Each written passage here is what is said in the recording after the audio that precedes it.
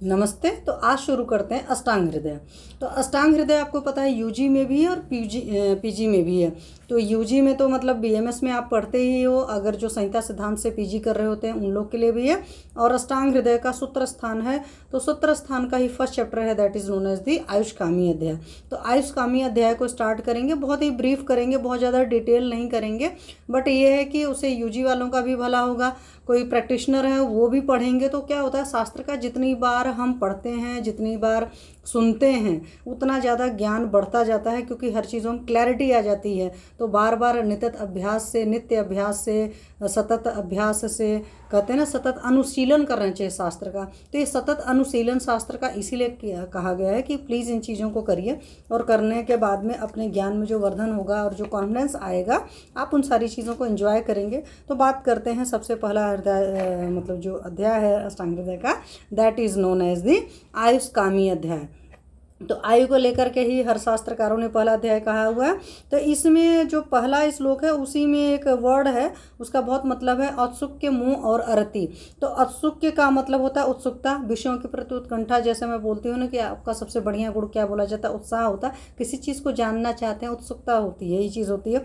मोह होता है, मोह का मतलब कर्तव्य अकर्तव्य, मतलब what you should do and what you should don't do, इसमें आप डिफ्रेंशिएट नहीं कर पाते, that is known as the मोह। अर्थ क्या मतलब होता है बेचैनी, एक जगह टिक करके आप नहीं बैठ पाते हो। आपको पता है कि ज्वर के भी लक्षण हमें आते हैं, संतापोदय मानस। तो कहीं पर भी, और साथ में देखेंगे आप इसी चैप्टर में दोबारा आएगा कि अगर ये किसी पेशेंट में तीनों एक साथ लक्षण दिख रहे हैं तो ये असाध्य व्याधियों की अवस्था होती है, या मरने वाले की कंडीशन में भी इस तरह की चीज़ें पाई जाती हैं। मतलब कहीं पर भी किसी भी डिसीज पर्सन में अगर आपको इस तरह के सिम्टम समझ लीजिए तो वो पेशेंट जो होता है इनक्योरेबल होता है। तो आप वहाँ पर उसको ये चीज़ें एक्सप्लेन करके ट्रीटमेंट करिए, तो आपको बहुत फ़ायदा होगा। तो यहाँ पर श्लोक में पहला तो चलो पढ़ लेते हैं। रागादि रोगान सतत अनुसक्तान शेषाय शेषकाय प्रसृतान शेषान औत्सुक्य मोह अरति निदाना घान यो अपूर्व वैद्याय नमो अस्तु तस्मै। तो इसमें जो है परमपिता परमेश्वर को, परमात्मा को नमस्कार करके इन्होंने किया है। तो वाग्भट जी ने हमारे लिखा हुआ है, आप लोग को हर किसी को पता है। तो पहला श्लोक जो है, अर्थात आयुष्कामी अध्याय व्याख्या सम इतिहास और महर्षि, जैसा आत्रेय आदि महर्षियों ने कहा, तो इसमें कुछ ज़्यादा एक्सप्लेन करने की जरूरत नहीं है।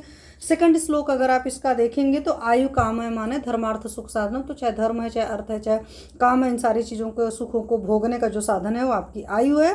तो इसीलिए आयुर्वेद में जो है, आयुर्वेद के उपदेश में परम आदर रखना चाहिए। तो आयुर्वेद उपदेशों विदेह परमादर। जो लोग भी ये चीज़ें भोगना चाहते हैं, जिनको चाहते हैं अच्छी आयु हो ना, आप लोगों ने पढ़ा होगा हितायु, सुखायु, अहितायु, सारे आयु के 4 प्रकार पढ़े होंगे, तो वहाँ पर ये चीज़ें भी आती हैं। फिर क्योंकि बहुत जल्दी जल्दी कंप्लीट करना, सो बात करें। फिर ब्रह्मा स्मृत्वा आयुषो वेदम प्रजापतिम अजिग्रहत सो अश्नो तो सहस्राक्षम सो अत्रिपुत्रादि कानमुनीन ते अग्निवेशादिकांस्ते तू पृथक तंत्राणि ते निर्य। तो इसमें देखोगे ब्रह्मा जी ने स्मरण किया, ब्रह्मा जी ने स्मरण करके किसको दिया है, आपको दक्ष प्रजापति को दिया था। जो आयुषों का वेद है, मतलब आयुर्वेद है, उसको अपना स्मरण किया होगा। स्मरण करने के बाद ब्रह्मा जी ने पहले दक्ष प्रजापति को दिया, और दक्ष प्रजापति ने अश्विनी कुमार को दिया। और सहस्राक्ष वर्ड यूज हुआ इंद्र के लिए। सहस्र अक्ष मतलब आंखें हैं जिसकी, देखने का इतना पावर है। तो अश्विनी कुमार जी ने इंद्र को दिया। इंद्र जी ने जो दिया है वो उन्होंने अत्रि पुत्र को दिया हुआ है, क्योंकि अत्रि पुत्रादिकान मुनि लिखा हुआ है, तो इंद्र ने दिया है। और आप यहाँ से भी कर सकते हो, अत्रि का पुत्र आत्रेय, तो ये भी आप समझ सकते हो। और उसके बाद अग्निवेश वगैरह को है, तो अगर चरक संहिता याद होगा तो उसमें 6 ऋषि को था ना, अग्निवेश, भेल, चतुकर्म, पराशर, हारित और क्षारपाणी। तो ये 6 शिष्य थे, इन सारी चीज़ों को दिया। तो ये तीसरा श्लोक था जहाँ पर कह सकते हो कि आयुर्वेद का अवतरण डिफाइन है। फिर अगला चौथा श्लोक जो है, तेभ्यो अति विप्रकीर्णेभ्य सारतरोंचय क्रियंते अष्टांग हृदय नाति संक्षेप विस्तारम। तो यहाँ पर बताया गया कि अष्टांग हृदय की जो मतलब बनाया गया है, तो न ही बहुत अति संक्षेप है, न ही बहुत विस्तार है। तो अष्टांग हृदय को अगर आप देखेंगे तो बहुत बड़ी बुक भी नहीं है। हालांकि जब टीका की बात करते हैं, सर्वांग सुंदरी टीका है, चाहे आपकी अरुण दत्त की है, चाहे इंदु जी की है, मतलब इंदु की तो शशि लेखा टीका है, मतलब हिमाद्री जी की यहाँ पर है। तो ये जो टीकाएँ हैं, अगर आप वहाँ से देखेंगे तो टीकाएँ तो बड़ी बड़ी नज़र आती हैं, बट मूल श्लोक जो है वो कम ही है। फिर इनमें आयुर्वेद के जो आपके 8 अंग हैं अगले श्लोक में 5वें श्लोक में डिफाइन कर दिया गया है। काय बाल ग्रहोर्ध्वांग शल्यदृष्टा जरावृषण। तो काय मतलब काय चिकित्सा आपकी हो गई, मतलब मेडिसिन वाला पार्ट आयुर्वेद का जितना आ गया। बाल मतलब पीडियाट्रिक्स पूरा आ गया। ग्रह का मतलब होता है भूत बाधा ग्रह वगैरह इस तरह की सारी चीज़ें, तो आपके समझ लो सारे कृमि वगैरह सारी चीज़ें इसमें आ जाएंगी। और भी मानसिक जो भी व्याधि हैं वो भी सब यहाँ पर आ जाएंगी अलग अलग। ऊर्ध्वांग मतलब ENT के जितने डिसीजेज हैं, ऊर्ध्वांग मतलब ऊपर अब अर्धोजत्रुकास्थि कह सकते हैं कि क्लेविकल के ऊपर की जितनी ऊर्ध्वांग हो गया। और शल्य हो गया मतलब सर्जरी आपकी हो गई। दस्ट्रा मतलब होता है अगध तंत्र वगैरह होता है, इन सब सारी चीज़। दस्ट्रा मतलब पहले होता था ना कुत्ते ने काट लिया, किसी मच्छर ने काट लिया, सांप ने काट लिया, सब सारी जितनी चीज़ें हैं अगध वाला आपका। और टॉक्सिकोलॉजी वाला पूरी ब्रांच यहाँ पर आ जाएगी। जरा मतलब एजिंग वाला प्रोसेस, तो एजिंग को लेकर एक पूरी ब्रांच हो गई जिसमें हम लोग मेनली रसायन और बाजीकरण औषधियाँ यूज़ करते हैं और शोधन समन वगैरह करके। तो आपको पता है कि ओल्ड एज का ट्रीटमेंट करने का थोड़ा सा तरीका अलग होता है, बच्चों और वृद्धों का जो सिस्टम चलता है, इसलिए उन्होंने कहा जरा वृषान जो है वृष वगैरह है जो बाजीकरण वगैरह सारी चीज़ें हैं। तो ये पूरा यहाँ पर किया गया, मतलब 5वें श्लोक में इस चीज़ को बता दिया गया। फिर अगला है तीनों दोष यहाँ पर आपको बता दिए गए हैं। वायु पित्तम कफश्चेति त्रयोदोषा समासतता, तो एक सीक्वेंस भी बताया गया, दैट इज वात पित्त और कफ। ये 3 दोष हैं आपके, 3 ये शारीरिक दोष हैं। वैसे ही आपके मानसिक दोष भी होते हैं और सत्व रजतम हालांकि काउंट होते हैं, बट सत्व को दोष नहीं बोलते, रज और तम को दोष बोलते हैं, हर किसी को पता रहता है। विकृता अविकृता तेहम घनंती ते वरंती च। अगर विकृत होंगे तो पक्का सी बात है बीमारी करेंगे, अविकृत होंगे इक्विलिब्रियम होंगे तो आपकी बॉडी जो होती है ग्रोथ अटेन करेगी। ते हिन्नावे उधर मध्य संसरता। तो यहाँ पर वायु पित्तम कफश्चोक्त था, तो मतलब कफश्चेती है वर्ड है, अलग अलग जगह कफश्चोक्त वर्ड भी यूज़ है, तो याद रहता है वो अलग रेफरेंस होगा, लेकिन मतलब अलग शास्त्रकारों का वर्ड है। तो यहाँ पर क्या है कि हृदय और नाभि के पीछे के, क्योंकि इन्होंने क्या अधो मर्दो संध्या, तो हृदय और नाभि के नीचे जो है वो आपका वात हो गया, हृदय और नाभि के मध्य जो हो गया वो आपका पित्त हो गया, और हृदय और नाभि से ऊपर वो आपका क्या हो गया, कफ हो गया। तो हृदय से ऊपर है तो समझ लीजिए क्या है, उसी तरीके से नाभि से ऊपर है तो क्या है, तो हृदय और नाभि दोनों से ऊपर जो है वो आपका कफ वाला स्थान है। हृदय और नाभि के मध्य में जो है वो पित्त वाला स्थान है, और जस्ट हृदय के नीचे, जस्ट मतलब नाभि के नीचे वो तीनों बात है। तो ये श्लोक थोड़ा सा मतलब बहुत अच्छे समय याद नहीं रहता, हम बस इतना सोच लेते हैं कि हृदय जो उरस स्थान कफ का स्थान है, हृदय और नाभि के बीच में सिर्फ पित्त है और नाभि के नीचे कफ है, तो थोड़ा सा चेंज है। तो प्लीज़ इस चीज़ को समझने की कोशिश करिएगा। उसी तरीके से वात पित्त कफ के लिए और बोला कि एक तो बॉडी में प्लेस वाइज है, दूसरा ये है कि आपकी एज के अकॉर्डिंग, दिन के अकॉर्डिंग तो भी है, और खाना खाते हो तो उसके भी क्या है, तो वयो अहोरात्रि भुक्तानाम ते अंत मधाधिका क्रमांत। मतलब वयो मतलब एजिंग होती है, तो आपको पता ही ओल्ड एज में क्या होता है, हमेशा वात बढ़ा होता है। यंग एज जो बच्चे होते हैं उनमें कफ का काल होता है, बीच का जो फेज आपका चलता है उसमें पित्त होता है। तो वय का हिसाब से हो गया है ना। तो अंत से शुरुआत करेंगे, तो यहाँ पर लिखा है ना अंत मध्याधिका क्रमांत, तो अंत में वात हो गई, मध्य में पित्त जी हो गया, और क्रमात का मतलब शुरुआत का मतलब जो हो गया, अंत मध्य और ऊपर आएंगे ना तो वो आपका कफ का हो गया। अहोरात्रि इसी तरह दिन में भी होगा, तो दिन के शुरुआत में देखते हो आप कफ रहता है, दिन के बीच में पित्त रहता है, दिन खत्म होने वाला तो वात होता है। उसी तरह रात का भी होता है कि रात्रि का शुरुआत मतलब शाम का वक्त फिर कफ बढ़ा होगा, रात्रि का वक्त दोबारा 10 से 2 का वाला पित्त का वक्त होता है, फिर 2 से 6 फिर वात का काल होता है, फिर 6 से 10। तो ये पूरा एक साइक्लिक प्रोसीजर पूरा चलता रहता है। हालांकि हमारे अंदर ऐसा नहीं होता हमारी एजिंग में कि वृद्धावस्था के बाद तो फिर से आएगा, बट डे का साइकिल चूंकि फिर से डे स्टार्ट होता है, हमारी तो आयु खत्म हो जाने के बाद फिर से स्टार्ट नहीं होती, बट डे का पैटर्न ऐसे चलता रहता है। तो इस तरीके से कफ पित्त वात पूरे यूँ सर्कुलर प्रोसेस में चलते रहते हैं। इसी तरह खाना खाना होता है, खाना खाने से पहले क्या होगा, तो खाना खाने से पहले पता चला कफ बढ़ा रहेगा, बीच में पित्त आएगा, और खाना खाने के बाद हमेशा वात का होता है। तो ऐसे तो आप सोचेंगे तो थोड़ा सा आप कंफ्यूज होंगे, तो आप सिंपल समझ लीजिए जब आप खाना खाते हो तो उस वक्त आपका कफ बढ़ेगा, क्योंकि आपके अंदर सब कुछ आया हुआ है। तो खाना खाते खाते तुरंत आपका कफ होगा, खाना खा लोगे तो उसका प्रोसीजर जब शुरू होगा तो फिर पित्त बढ़ेगा, और खाना जब खत्म हो जाएगा, पूरा पाचन हो जाएगा, तो वहाँ पर आपका कटु अवस्था पाक होता है। तो कटु अवस्था पाक में वात बनता है ना। मधुर अवस्था पाक होता है और आपका अम्ल अवस्था पाक होता है, कटु अवस्था पाक होता है, तो वो भी होता है। मतलब सिंपल लैंग्वेज में मैंने आपको समझाने की कोशिश करी है, और मेजॉरिटी लोग को जो पता है, मतलब जो पीजी यूजी में तो बहुत अच्छी तरीके से जानते हैं, जो यूजी में है उनको थोड़ा सा होता है, खास करके जो बच्चे तुरंत एंट्री लेते हैं। फिर है तैर भवेत विषम तीक्ष्ण मंदश्च अग्नि समय समय। तो अगर आप देखेंगे तो आयुष्कामी अध्याय में आपका तुरंत तुरंत मतलब फर्स्ट चैप्टर में ही सारी चीज़ें सूत्र फॉर्मेट में, तो यहाँ पर चारों आपकी जो अग्नियाँ हैं वो भी है, विषम अग्नि होती है, तीक्ष्ण अग्नि होती है, मंद अग्नि होती है और सम अग्नि होती है। तो पता है विषम अग्नि जो होती है वात की वजह से होती है, तीक्ष्ण अग्नि आपकी पित्त की वजह से होती है, मंद अग्नि कफ की वजह से होती है। अरे वात पित्त कफ तीनों दोष अगर साम्यावस्था में होते हैं तो सम अग्नि होती है। जैसे सम अग्नि का आपको पता है कि अगर आप मात्रा पूर्वक सही तरीके से आहार लेंगे तो पच जाएगा, लेकिन उल्टा पुल्टा खाएंगे तो नहीं पचेगा। मंद अग्नि होगी, आप कुछ भी खा रहे हो, हल्का फुल्का भी खा रहे हो तो भी नहीं पचता है। तीक्ष्ण अग्नि रहेगी तो जो कुछ भी खा लोगे पचा लोगे। और विषम अग्नि होगी तो उतना ही खाना कभी पचेगा कभी नहीं पचेगा, that is known as the visham agni. तो ये मैं मोटा मोटा आपको समझा रही हूँ। और साथ में फिर अगला श्लोक है कोष्ठ क्रूरो मृदुर्मध्य मध्य स्यात् समैरपि। उसी तरीके से जैसे आपकी अग्नियाँ 4 तरह की थी, उसी तरह कोष्ठ का भी ख्याल है, जो आपका डाइजेस्टिव सिस्टम है, या आप कह सकते हैं आंत है, जो आपकी जीआईटी है। तो जीआईटी की प्रकृति कैसी है, क्रूर कोष्ठी है। कुछ में जो लोग नॉन वेजिटेरियन वगैरह होते हैं, जो वात की अधिकता होती है तो उनमें क्रूर कोष्ठी होता है। मृदु होता है जहाँ पर पित्त की अधिकता होती है, मृदु होता है। मध्य जो होगा वो आपका समझिए कि तीनों दोष बराबर होंगे। स्यात् समैरपि, स्यात् में तो तीनों ही मतलब हो जाएगा।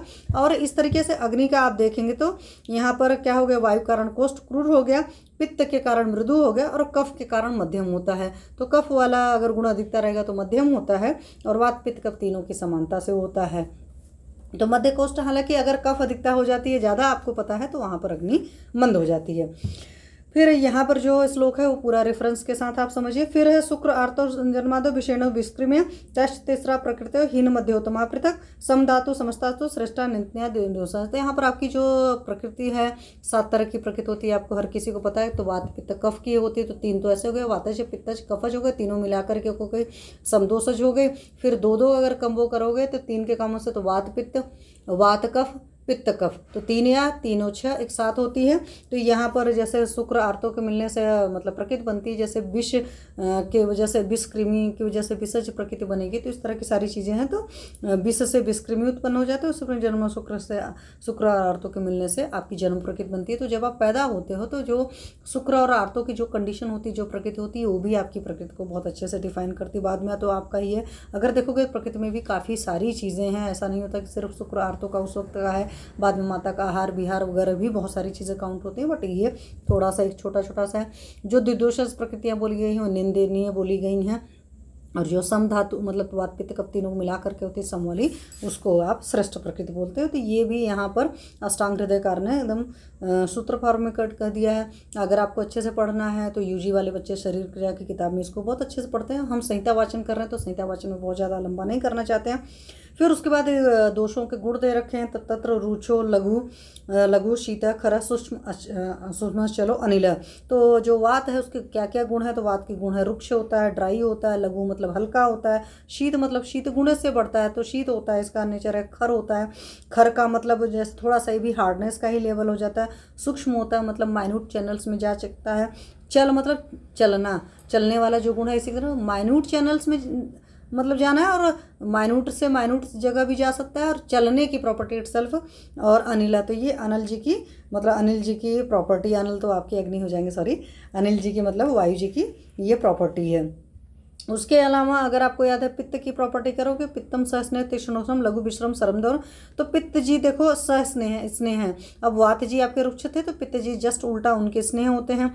उसके अलावा हमारे यहाँ क्या बोलते हैं कि सहस्नेह तीक्ष्णोष्म, तीक्ष्ण होता है आपका वात जो होता है, तीक्ष्ण नहीं होता, उष्ण होता है। ये वात से उल्टा गुण है, उष्ण वाला भी है। उसके अलावा लघु आपका वात भी होता है और पित्त भी होता है। और साथ में विश्र होता है और सर होता है। विश्र का मतलब होता है स्मेल टाइप का होता है, सर भी होता है मतलब चलने की प्रॉपर्टी पित्त के अंदर भी है, और द्रव मतलब लिक्विड प्रॉपर्टी है।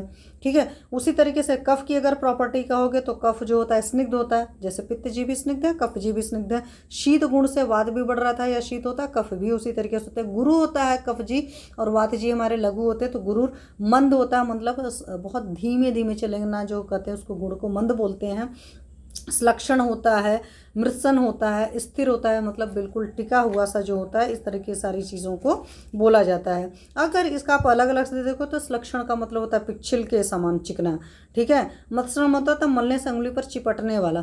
तो इसके अलग अलग हैं, वर्ड की अलग अलग मीनिंग है। ये आपने पदार्थ विज्ञान में भी पढ़ी हुई है, और जब वहाँ आपने पदार्थ विज्ञान में गुण प्रकरण पढ़ा है वहाँ पर बहुत अच्छे से पढ़ा होगा। अभी मैं संहिता को थोड़ा सा जल्दी जल्दी खींचना है, तो बस अभी ऐसे बात करते हैं, बाद में उसके बारे में भी थोड़ा थोड़ा सा बात करेंगे। तो पिच्छिल आपने सोच लिया कि श्लक्षण का मतलब चिकना हो गया, और एक मल देंगे मतलब उंगली पर रगड़ने से जो एक आती है वो दैट इज मृत्सन वर्ड होता है।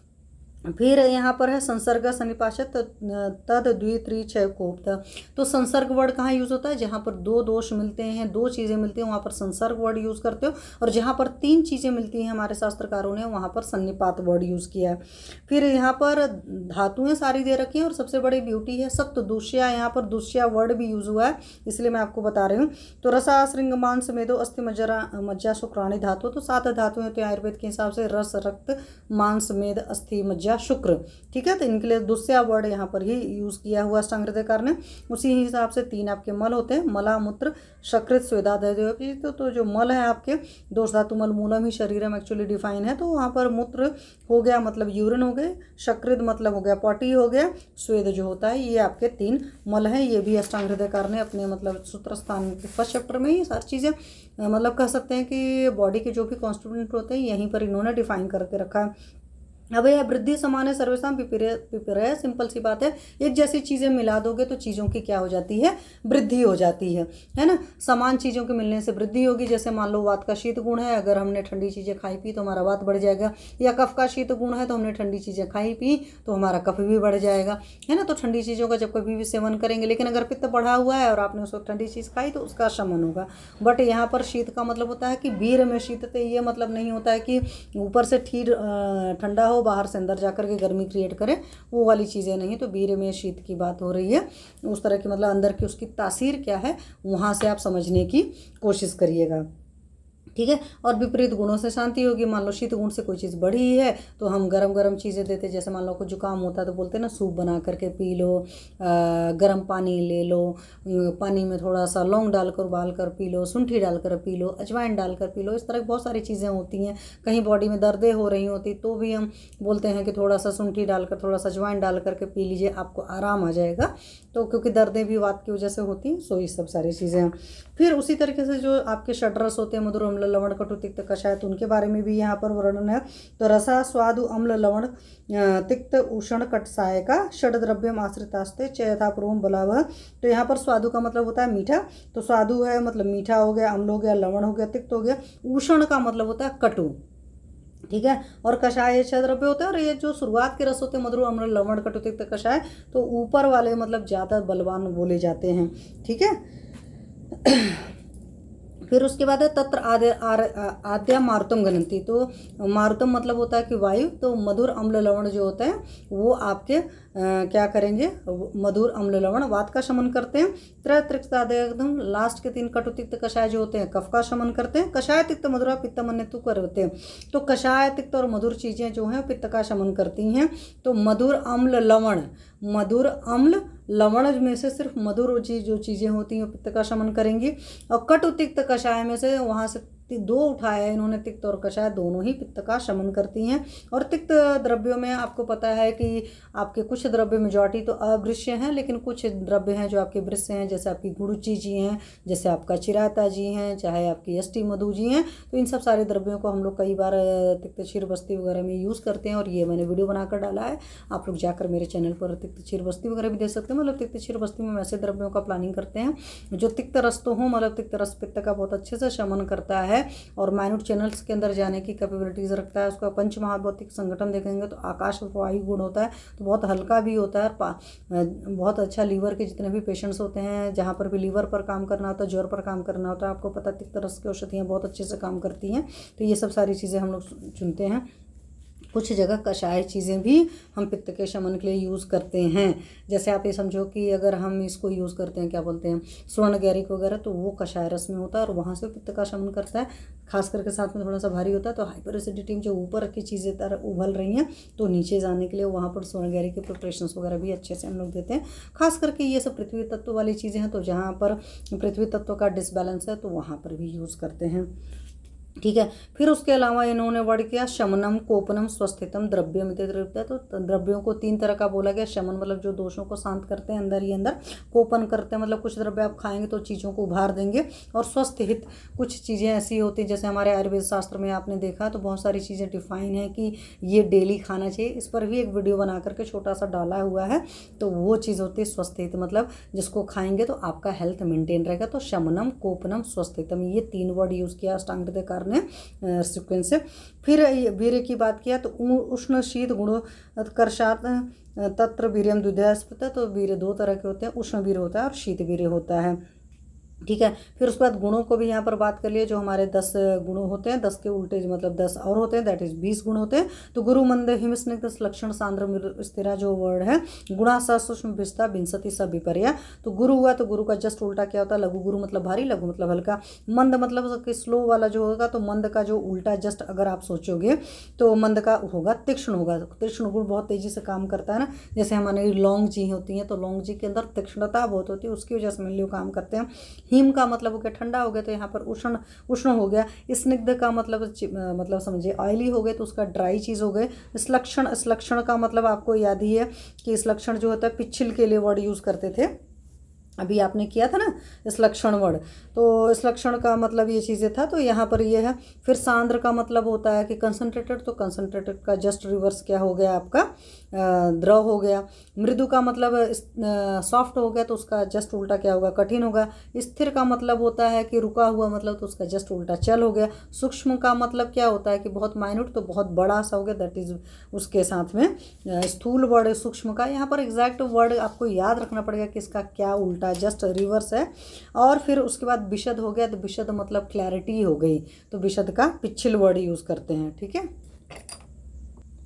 उसके अलावा इसमें क्या दिया है, काल अर्थ कर्मणाम योगोहीन मिथ्याति मात्रक संयोग विज्ञो रोग अरोग कारण। तो रोग और अरोग होने मतलब रोगी होने में और स्वस्थ होने में क्या 3 कारण हैं, तो उन्होंने बहुत अच्छी सी बहुत बढ़िया डेफिनेशन दे रखी। काल अर्थ कर्म। काल का मतलब होता है समय। आपको पता है कि बहुत सारी बीमारियां समय के हिसाब से भी होती है, जैसे बुढ़ापा आता है तो इटसेल्फ अपने आप में बीमारी बन जाता है, कुछ 10 तरह की चीज़ें प्रॉब्लम हो जाती है, तो समय का होता है। उसी तरह समय का और भी फर्क पड़ता है कि गर्मी की बीमारियाँ कुछ और होंगी, ठंडी की अलग होंगी, बीच ऋतुओं बीमारियाँ होंगी। तो ये सब समय है, मतलब समय है, मतलब काल है कि दिन के टाइम में सुबह कुछ और तकलीफ हो सकती है, दोपहर में अलग हो सकती है, शाम को अलग हो सकती है, रात को अलग हो सकती है। तो काल ये चीज़ होता है। काल के भी आपने काफ़ी अच्छे से पढ़े होंगे, तो कभी उस पर भी पूरा प्रॉपर सेशन लूँगी, बट अभी छोटा छोटा समझे। अर्थ का मतलब होता है आपकी इंद्रियों का जो विषय है उनका जो होता है, इन सब का क्या होता है ना, काल अर्थ और कर्म, इन तीनों का मिक्सिंग अच्छे से होना चाहिए। अगर गलत तरीके से होता है, जैसे मान लो हमको इलेक्ट्रॉनिक मीडिया की मैं बात करूँ, ये भी आँखों का विषय हो गया ना अर्थ मतलब, और ज़्यादा टाइम तक देखोगे तो विजन की प्रॉब्लम आएगी। तो काल अर्थ कर्म, आपको जो समय से जो कर्म करना चाहिए आप वो कर्म नहीं करेंगे तो वहाँ से भी प्रॉब्लम आएगा। तो काल अर्थ कर्मणाम युगहीन मतलब, तो उनका कम संयोग होगा तो भी प्रॉब्लम आएगी। मिथ्या होगा मतलब जहाँ पर जो चीज़ नहीं होना चाहिए वहाँ पर वो चीज़ है, दैट इज़ नोन एज मिथ्या। अतिमात्रा का अतिमात्रा होता है, तो अतिमात्रा का तो आपको हर जगह पता है, अति सर्वत्र वर्जते, जैसे मतलब कि हद से ज़्यादा। मान लो पढ़ाई की मैं एग्जाम्पल लेती हूँ, बहुत ज़्यादा पढ़ रहे हैं एक दिन में ही बैठ करके, तो आँखों में प्रॉब्लम आ जाएगी। सर्टेन हिसाब से पढ़ेंगे ना, और बिल्कुल भी नहीं पढ़ेंगे तो भी प्रॉब्लम आएगी। और पढ़ना कुछ है, यू आर स्टूडेंट, आपको पढ़नी चाहिए अपनी बुक, तो आप बैठ करके फालतू चीज़ें पढ़ रहे हैं, तो दैट इज में क्या हो गया। ऐसे खाने पीने का भी हर चीज़ का होता है। तो काल अर्थ कर्मणा नाम योगहीनात्रकम सम्यक विज्ञ। अगर सम्यक योग रहेगा तो आप आरोग्य रहेंगे, आरोग्य रहेगा आप रोगी नहीं होंगे। और मिथ्या और हीन योग रहेगा, अति योग रहेगा तो आप बीमार पड़ेंगे। फिर है रोगस्त दोष साम्यम साम्य दोष साम्यम अरोगता। तो जो दोषों में भी समता होती तो रोग का कारण होता है, अगर वो साम्य अवस्था होती है तो आरोग्य होता है। फिर उसके बाद है निज आगंतुक तत्र रोगाद्विधा स्मृता। जो भी बीमारियां होती हैं, दो तरह के क्या भेद है, निज और आगंतुक। निज मतलब हमारे शारीरिक दोष जो होते हैं, मानसिक दोष होते हैं, वो दूषित होकर बीमारी को होते हैं। आगंतुक का मतलब सिंपल सा कंसेप्ट है कि हमको चोट चपेट लग जाती है चलते फिरते, किसी ने काट पीट लिया, इस तरह की जो भी इंजरीज वगैरह हो जाती है, that is known as the आगंतुक। या कोरोना वाला ही एग्जाम्पल ले लो, कोरोना में दूसरे को हुआ था, आप उसके कॉन्टैक्ट में आए, आपको हो गया, that is known as the आगंतुक। फिर तेषाम काय मनोभेदा जो होता है। अगर अधिष्ठान भेद से देखोगे तो भी शरीर के रोगों के दो भेद हो जाएंगे, एक शरीर में होता है और एक मन में रोगों का होते हैं, तो वहाँ से भी दो हो गया, एक निजागंतु से हो गया, शरीर और मानस से हो गया। रजस तमस मनसो दोष दो सार मन के और रज और तम दो दोष बोलेंगे। मैंने आपको पहले बोला है ना, त्रिगुणात्मक है सत्व रजतम, पट सत्व को दूषित नहीं बोला जाता, रज और तम को दूषित बोला जाता है। फिर प्रश्न परीक्षा भी इसी चैप्टर में दे रखी जाती है। 10 प्रश्न है, परिचय रोग है, तो चाहे दर्शन परीक्षा हो चाहे स्पर्शन दर्शन, मतलब देखने से बहुत सारी चीज़ों का एग्जामिन किया जाता है। प्रश्न मतलब क्वेश्चन तो डॉक्टर पूछता ही है, चिकित्सक पूछता ही है, उसी के बेसिस पर होता है। प्रश्न दर्शन स्पर्शन भी है, प्रश्न भी करता है और टच भी करता है, पैल्पेशन वगैरह भी करता है, जैसे उदर परीक्षण वगैरह जो होते हैं आयुर्वेद में या बहुत सारी जगह, तो वो सब पर्कसन वगैरह सब सारी चीज़ें स्पर्शन के बगैर तो डेवलप हो ही नहीं सकता, आप समझ ही नहीं सकते उस चीज़ों को। फिर उसके अलावा है रोगम निदान प्रारूप लक्षण सकता है, तो जो हमारा मतलब पंच निदान है कि निदान है, पूर्व रूप है, उपसय है, संप्राप्ति है, ये जो आप पढ़ते हैं ये भी इसी चैप्टर में शुरुआत में दे रखा। निदान का मतलब हेतु है, जिस वजह से जो बीमारी हुई। पूर्व रूप मतलब कोई भी बीमारी होने से पहले जो उसके लक्षण होते हैं। रूप मतलब बीमारी होने के बाद होते हैं। जैसे आपको मैं डायबिटीज़ की बात करूँ तो डायबिटीज़ होने से पहले क्या होता है कि दंताढ़्यता होता है, दांतों पर मतलब मैल जमी रमी रहेगी, चिक्कड़ता होता है, स्किन जो होती है ना एक अलग टाइप की मतलब कह सकते हैं स्मूथनेस दिखती है, वो नॉर्मल स्किन में नहीं होती है। क्योंकि मैंने डायबिटिक बहुत पेशेंट्स देखे हैं, या जिन लोगों को काफ़ी टाइम से डायबिटीज़ है और वो परहेज नहीं रखते, आप उनकी देख सकते हो। और पाड़ी पाद दाह, हाथ और पैरों में उनके दाह होता है, तो ये पूर्व रूप में होता है। अगर किसी पेशेंट को ये तीनों सिम्टम एक साथ मिल रहे हैं तो समझ लो उसको भविष्य में प्रमेह या मधुमेह होने वाला है। तो आप वहाँ पर क्या कर सकते हैं, उनकी डाइट और लाइफस्टाइल चेंज कर दीजिएगा और निशा आमलकी वगैरह कुछ इस तरह की चीज़ें, योग वगैरह थोड़े बहुत चला दीजिएगा। मेन डाइट और लाइफस्टाइल में चेंजेस करिएगा और साथ में रसायन हमारी निशा आमलकी होती है, इतना चीज़ करेंगे तो उनका वो चीज़ ठीक हो जाएगा। अग्नि का हाँ, वहाँ पर पाचन बहुत अच्छे से करना पड़ेगा। डायबिटिक पेशेंट्स वगैरह को पता है फंत्रिकादिक्वाथ वगैरह बहुत बढ़िया काम करता है। और अधिकतर मैंने जितने डायबिटिक पेशेंट देखे हैं उन सब में कॉन्स्टिपेशन एक मेन होता रहा है, तो कब्ज का निवारण करना ही पड़ेगा। स्टबर्न ऑटिट्यूड होता है तो उस ऑटिट्यूड को भी आपको ठीक करना पड़ेगा। एग्जाम्पल से याद आ गया तो पूर्व रूप, उपसय और संप्राप्ति, किस चीज़ को खाने से आराम मिल रहा है, दैट इज नोन एज उपसय। संप्राप्ति का मतलब होता है कि जो निदानों का सेवन किया, जो कारण हुए, उन कारणों से जो बीमारी तक की प्रोसीजर चली, उसी प्रोसीजर को, उस प्रोसेस को पूरा मतलब A to Z जो हिसाब चला के मतलब डिसीज जहाँ पर मैनिफेस्ट हो गई और जहाँ से शुरुआत हुई थी उस पूरे प्रोसीजर को या उस पूरे प्रोसेस को, उस पूरे पाथवे को, that is known as the samprapti. फिर भूमिदेह प्रभेदन देशम आवृत है, तो भूमि के भेद से मतलब बोलते हैं कि कैसी भूमि है, मतलब आप जहाँ रहते हैं और आपकी बॉडी का भी क्या टाइप है उसके हिसाब से देश डिफाइन किया जाता है। तो यहाँ पर 3 तरह के देश पता ही है, जांगल, अनूप और साधारण होते हैं। तो जांगलम वात भूइष्टम, तो जांगल जो भी देश होते हैं उसमें वात की अधिकता होती है, जैसे हमारा राजस्थान वगैरह होता है। अनुपम तो कफोल बड़म, तो जैसे अपना गोरखपुर वगैरह का एरिया है यूपी में, अगर मैं बात करूँ तो वहाँ पर कफ की अधिकता, वहाँ पानी वानी बहुत ज़्यादा रहता है, जहाँ पर पानी वानी बहुत टिकता है वहाँ पर, या जो भी आपके ह्यूमिड वाले कंट्री मतलब प्लेसेस होंगे, जैसे मान लीजिए बॉम्बे है या मान लीजिए विशाखापट्टनम है, काफ़ी बड़ा सी है तो वहाँ का ह्यूमिड एटमॉस्फेयर रहता है, तो वहाँ पर कफज व्याधियाँ ज़्यादा होंगी।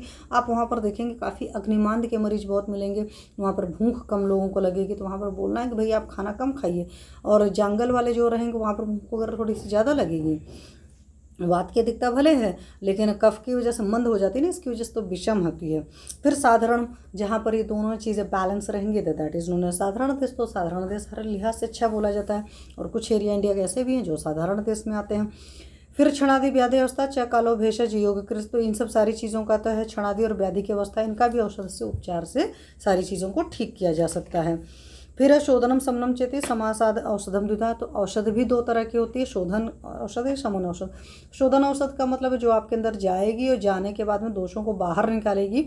जैसे हम लोग पंचकर्म करते हैं तो बमन करते हैं, विरेचन करते हैं, तो ये दोषों को बाहर निकालते हैं। ठीक है। और कुछ औषधियाँ हम देखते हैं वो बॉडी के अंदर जा करके चीज़ों को करती हैं, ख़त्म करती हैं, सबसाइड करती हैं। दैट इज़ आपकी गुरुची बोलते हैं ना, शमन औषधियों में बेस्ट बोली जाती है उसके लिए, इसीलिए उसकी एक बटी ही बनी है, दैट इज़ नोन एज समसमनी बटी, कि जाकर दोषों का समन करे। तो गुरुची जी की बटी का ही नाम दे दिया गया समसमनी बटी। ये हमारे शास्त्र की ब्यूटी है, समझिए, आयुर्वेद की। फिर है शरीजा नाम दोषाणाम क्रमेण परम औषधम, शरीर की जो भी बीमारियां हैं, दोष है कि उनकी परम औषधि क्या है, तो बस्तिर बेरको बमनम तथा तैलम घृतम मधु। तो ये भी यहाँ पर सूत्र फार्म में बोल दिया गया कि बस्ती है वात के शमन के लिए, आपको पता है बस्ती दी जाती है, पित्त के शमन के लिए विरेचन दिया जाता है, और कफ को निकालना है। शमन मतलब शोधन करना, मतलब उनको शमन मतलब उनको ख़त्म करना, वर्ड मैं एक्चुअली यूज़ कर रही हूँ। तो अगर वात बॉडी में बढ़ा हुआ है तो उसको आपको निकालने का तरीका क्या है, बस्ती है। अगर पित्त बढ़ा है तो उसको निकालने का तरीका विरेचन है। अगर कफ बहुत बढ़ा है तो वमन करा करके, but that is a classical वमन विरेचन। तो क्लासिकल में प्रॉपर है कि पहले हम लोग दीपन पाचन कराते हैं, फिर घृतपान कराते हैं, पर्टिकुलर डिसीज़ के हिसाब से पर्टिकुलर घृतों का, मेडिकेटेड घृत होते हैं, नॉर्मल घृत नहीं होते। और फिर उसके बाद वामक औषधियाँ या विरेचक औषधियाँ दे करके हम वमन या विरेचन कराते हैं। बस्तियों में भी आपको पता है दो तरह की होती है, नीरू बस्ती होती है जो काढ़े वाली बस्ती होती है, उससे बाहर निकलेगा, और फिर उसके बाद वात का प्रकोप न हो तो अनुवासन बस्ती दी जाती है। बट बोथ आर मतलब कि आपके डिसीज़ के कंडीशन के हिसाब से डिसाइड होता है। ऐसा नहीं होता कि बस एक पर्टिकुलर है, बहुत ज़्यादा वेराइटीज़ है और आपका चिकित्सक डिसाइड करता है। फिर उसके बाद है साइकोलॉजिकल प्रॉब्लम जिन लोग को होते हैं उसके लिए यहाँ पर बहुत बढ़िया श्लोक दे रखा है, दैट इज धी धैर्य मनोविज्ञानम मनोदोष औषधम परम। तो धी मतलब बुद्धि, धैर्य मतलब पेशेंस रखिए, धैर्य आत्मादि और अपनी आत्मा और मन को जानिए, धी धैर्य आत्मादि मनोविज्ञानम मनोदोष औषधम परम। तो जिन लोग को भी साइकोलॉजिकल प्रॉब्लम है उनको अपनी बुद्धि भी बहुत अच्छे से जाननी चाहिए, उनको धैर्य बहुत रखना चाहिए और अपने आत्मा और मन को जानिए। तो अपनी आत्मा और मन को जानने का तरीका यही है कि अच्छे अच्छे शास्त्रों का अध्ययन करिए, अच्छे अच्छे लोगों की संगत करिए और समझिए, बुद्धि को सही सदुपयोग करिए। तो साइकोलॉजिकली जो भी प्रॉब्लम रहती है आप उससे खुद निकल सकते हैं। अगर उसके बाद जो नहीं निकल रहे हैं तो मैंने कहा ना, संगत मतलब काउंसलिंग कराइए अपना। फिर है भिषक द्रव्याणु उपस्थाता रोगी पाद चतुष्टयम। तो हमारे यहाँ बोलते हैं कि जब कोई चिकित्सा की जाती है उसके 4 पाद होते हैं। भिषक मतलब चिकित्सक हो गया, द्रव्य मतलब जिस औषधि से देंगे, भिषक द्रव्याणु उपस्थाता मतलब आपका अटेंडेंट जो होता है, नर्सिंग स्टाफ, दैट इज भिषक द्रव्याणु उपस्थाता रोगी पाद चतुष्टयम। तो ये रोगी जो होता है 4 चीज़ें मिल करके इसको पाद चतुष्टय वर्ड यूज़ दिया गया है। चिकित्सा निर्दिष्टम प्रत्येक तच्च गुणम, और इन सारी चीज़ों के सबके फिर 4 गुण हमारे शास्त्रकारों ने डिफाइन किया है। फिर पहला गुण था भिषक था, तो भिषक मतलब वैद्य का गुण है। दक्ष स्थिरतार्थ शस्त्रार्थो दृष्टकर्मा सुचिर। तो दक्ष होना चाहिए। दक्ष का मतलब आप समझ सकते हो ना, दक्ष का मतलब चतुर बोलते हैं। दक्ष का मतलब आप ये समझ लीजिए कि आप अपने काम में बिल्कुल हुनरमंद होते हो, दक्ष होते हो। तो चतुर तो होता ही है, आपको स्किलफुल, जिसको सिंपल लैंग्वेज में अगर आप समझिए तो दक्ष का मतलब स्किलफुल होना चाहिए, पूरी स्किल आपके अंदर होनी चाहिए। तीर्थार्थ शास्त्रार्थो मतलब शास्त्र का जो अध्ययन करें आपने गुरु से बड़े अच्छे से अध्ययन किया हुआ है, ये नहीं कि ऐसे ही बस इधर उधर से किताब पढ़ करके वैद्य बन गए हैं। तो प्रॉपर आजकल तो पता ही है ग्रेजुएशन वगैरह की डिग्री हो रही, बीएमएस है, सारी चीज़ें हैं, तब उस तरीके से आप आ रहा है। ये हो रहा दृष्ट कर्म, आपको हर चीज़ का प्रैक्टिकल अनुभव होना चाहिए, देखे हुए होने चाहिए, बहुत अच्छे से किए हुए होने चाहिए। सबसे बड़ी बात है ये नहीं कि एक बार इंजेक्शन लगाते हुए देख लिया आकर के लगा दिया। एक बार बस्ती डालते हुए करने वाला आप उसको कई बार देखिए, फिर सुपरविजन में करिए, फिर जाकर पेशेंट को करिए। सुचिर भिषक मतलब आपके अंदर सुचिता होनी चाहिए, फिजिकल लेवल पर और मेंटल लेवल पर आप अंदर से बहुत साफ़ सुथरे होने चाहिए। मतलब कोई भी गलत नीयत नहीं होनी चाहिए, गलत सोच नहीं होना चाहिए। तो ये सब सारी चीज़ें आप लोगों ने पढ़ी होगी, आपको पता होगा। तो ये तो मतलब चिकित्सक के गुण थे। फिर आपकी जो भिषक द्रव्याणु, द्रव्याणु का मतलब हो गया मैंने कहा ना औषधि, तो औषधि का भी बहुकल्पम, बहुत सारी प्रिपरेशंस होनी चाहिए। उसकी चूर्ण बन सकती है, उसकी बटी बन सकती है, उसका काढ़ा बन सकता है, मतलब आप बहुत सारे तरीके से यू कैन मैन्युफैक्चर इट।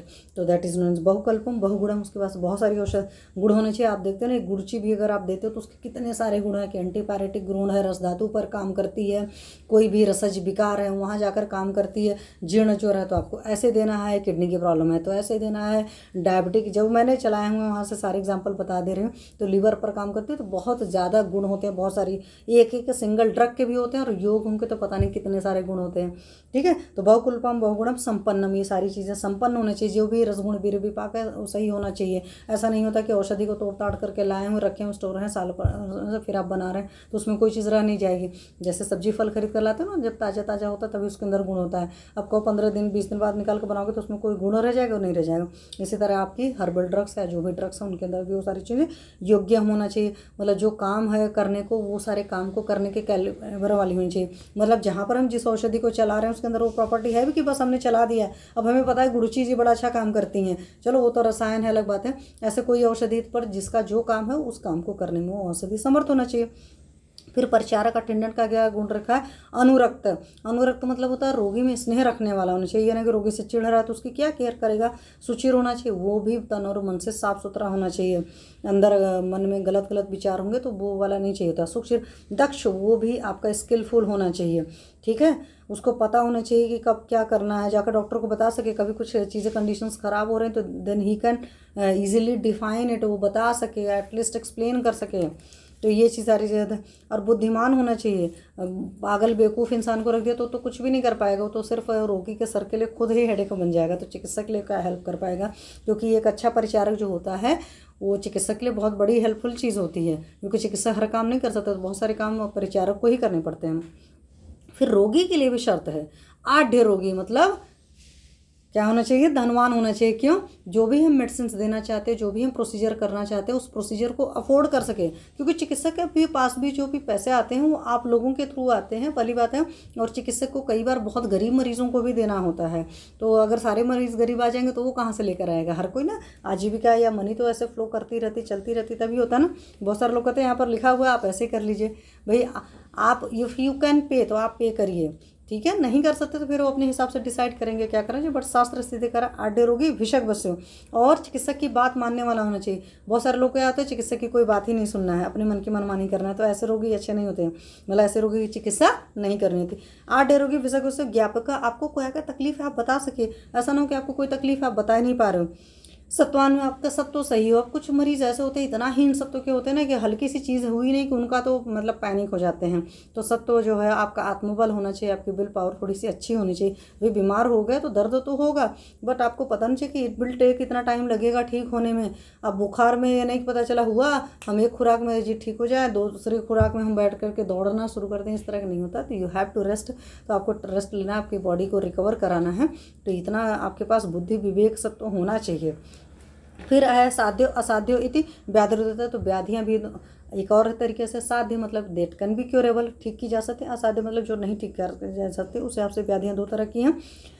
तो पुनर्द्विधा सुख साध्य कृष्ण साध्य, तो साध्य वाली भी दो तरह की होती है, सुख साध्य और कृष्ण साध्य, जो बहुत इजीली ठीक की जा सकती है, कृष्ण साध्य मतलब जो मुश्किल से ठीक की जा सकती है। याप्य होता है अनुक्रम, कुछ ऐसी होती है याप्य होती है मतलब जब तक दवा देते रहते हैं चलती रहती हैं, ठीक ठीक रहता है।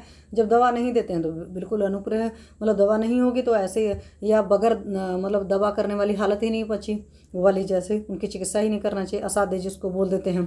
बट हमारा लोग का एक कंसेप्ट होता है जब तक सांसा तब तक आशा, तो हम लोग तब तक कोशिश करते रहते हैं, अगर किसी की ज़िंदगी लिखी ऊपर वाले ने तो ठीक हो जाता है, क्योंकि ज़िंदगी और मौत हमारे हाथ में नहीं होती, किसी चिकित्सक के हाथ में नहीं होती है। इस बात को हर चिकित्सक को बहुत अच्छे से पता होना चाहिए। जब हम लोग पढ़ते थे तो मैं डिमोरलाइज हो जाती थी कि अनुक्रम लिखा हुआ है, बट जब तक सांसा तब तक आशा, हम ट्राई करेंगे उसको, अगर ऊपर वाले ने दे रखी ज़िंदगी तो पक्का ठीक हो जाएगा। अब इसका मतलब यह नहीं है कि हम लापरवाही करेंगे, लापरवाही हम कभी भी नहीं करेंगे, बट क्या होता है कि कई बार आपके हाथ में यश लिखा होता है तो कई बार मरीज आपसे बहुत जल्दी भी ठीक हो जाते हैं। सर्वसत क्षमे देह यून पुंसो जितात्मना, जो पुरुष है वो जितात्मना होना चाहिए। यह नहीं पता चला हमने खाने पीने को मना किया, दुनिया भर की चीज़ें खा पी रहा है, तो पक्का सी बात है कि सुख साध्य व्याधि रहेगी तो भी कृच्छ साध्य हो जाएगी।